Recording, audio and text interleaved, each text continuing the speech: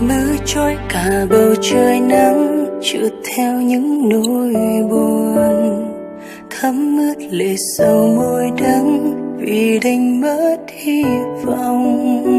Lần đầu gặp nhau dưới mưa, trái tim rộn ràng bởi ánh nhìn, tình cảm dầm mưa thấm lâu em nào ngờ. Mình hợp nhau đến như vậy, thế nhưng không phải là yêu. Và em muốn hỏi anh rằng chúng ta là thế nào, rồi lần người đến vô tận, trách sao được sự tàn nhẫn. Anh chót vô tình thương em như là em khác. Đừng lo lắng về em khi mà em vẫn còn yêu anh, càng xa lánh càng trông vắng tim cứ đau và nhớ lắm. Đành phải buông hết tất cả thôi, nụ cười mỉm sau bờ môi ấm áp dịu dàng với anh. Em đã bao lần niên xa nhìn trên cao khoảng trời yêu mà em đã dành cho anh. Giờ mây đến quyện thành bão giông tố đang dần kéo đến, trôi non háo hức đang đợi mưa. Rất giống em ngày xưa, mưa trôi để lại ngây thơ trong giấc mơ buốt lầy. Còn như yêu nhưng đến khi ai đó trôi từ, trôi đất như rung chuyển một người vỡ mộng.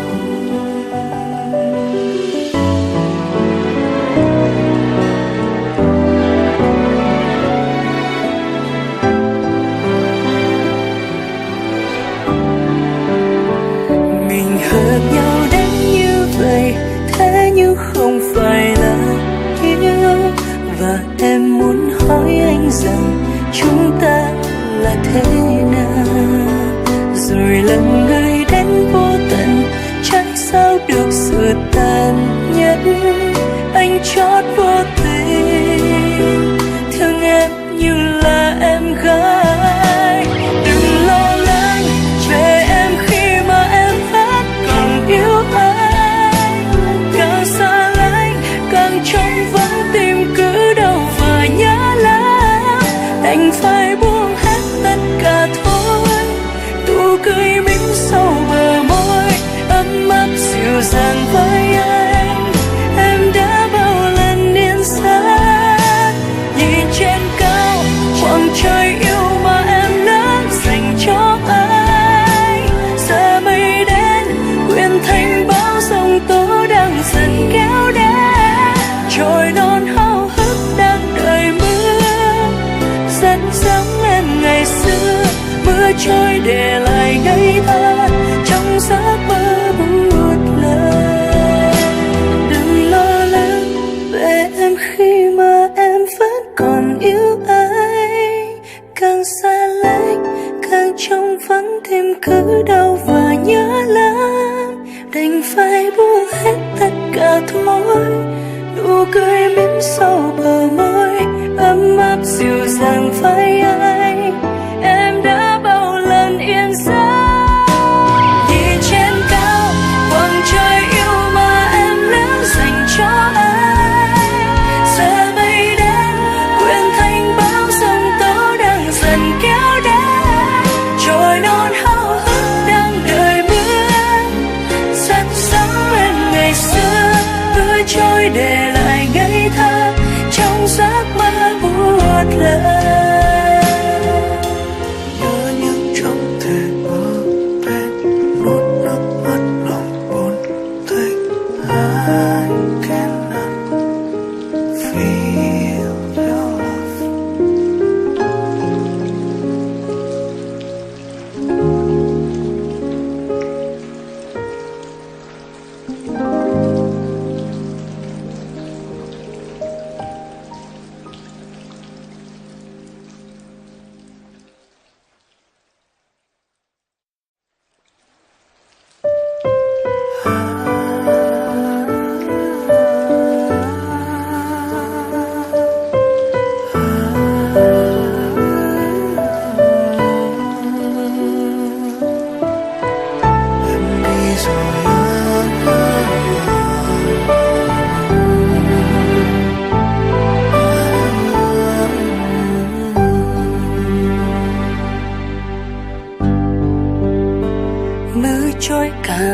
trời nắng trượt theo những nỗi buồn, thấm ướt lệ sầu môi đắng vì đánh mất hy vọng.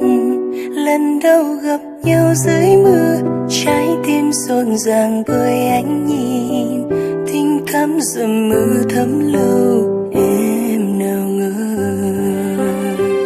Mình hợp nhau đến như vậy, thế nhưng không phải là yêu. Và em muốn hỏi anh rằng chúng ta là thế nào, rồi lần người đến vô tận, trách sao được sự tàn nhẫn. Anh chót vô tình thương em như là em khác.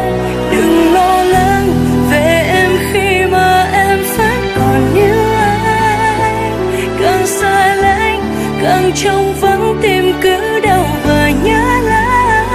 Đành phải buông hết tất cả thôi, nụ cười mỉm sau bờ môi ấm áp dịu dàng với anh.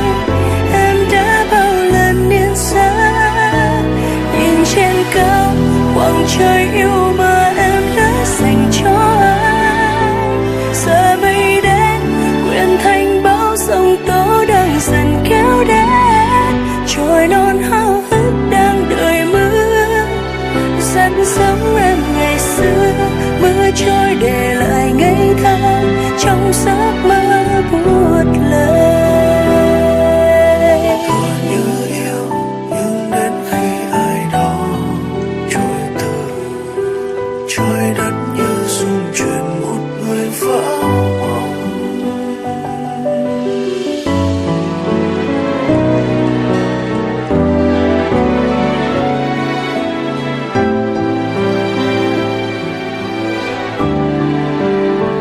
Mình hợp nhau đến như vậy, thế nhưng không phải là yêu. Và em muốn hỏi anh rằng chúng ta là thế nào, rồi lần người đến vô tận, trách sao được sự tàn nhẫn. Anh chót vô tình thương em như là em gái. Đừng lo lắng về em khi mà em vẫn còn yêu anh, càng xa lánh càng trống vắng tim cứ đau và nhớ lắm. Đành phải buông hết tất cả thôi, nụ cười mỉm sau bờ môi ấm áp dịu dàng với anh. Em đã bao lần niên xa nhìn trên cao khoảng trời yêu mà em đã dành cho anh. Giờ mây đến quyện thành bão giông tố đang dần kéo đến, trôi non háo hức đang đợi mưa dẫn giống em ngày xưa. Mưa trôi để lại ngây thơ trong giấc mơ